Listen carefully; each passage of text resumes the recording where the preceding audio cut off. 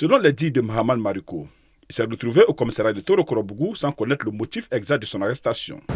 C'est très simple.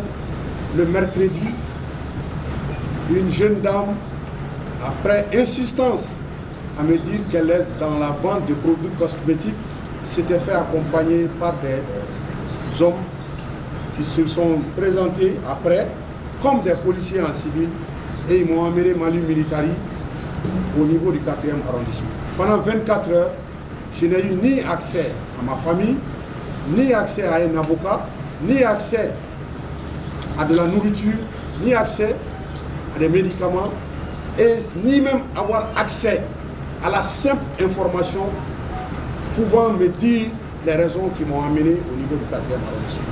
L'ancien responsable de l'AIM, qui est soupçonné d'escroquerie et d'abus de confiance aux côtés de Lamine Traoré, dit ne pas se reconnaître dans cette affaire d'or. Et je pense que j'ai compris suffisamment après que cette histoire d'or ne me concernait pas. Parce que quand on me l'a dit, devant les agents ou les officiers de police judiciaire enquêteurs, j'ai été très clair.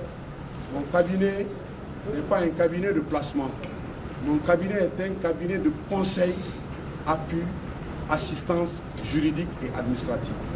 Et le nommé Traoré Lamine, qui est venu dans ce sens, j'ai une procuration de sa part qui date de février 2024, alors qu'il parle d'une transaction d'or entre eux, auquel je n'ai jamais été ni de près, ni de loin associé.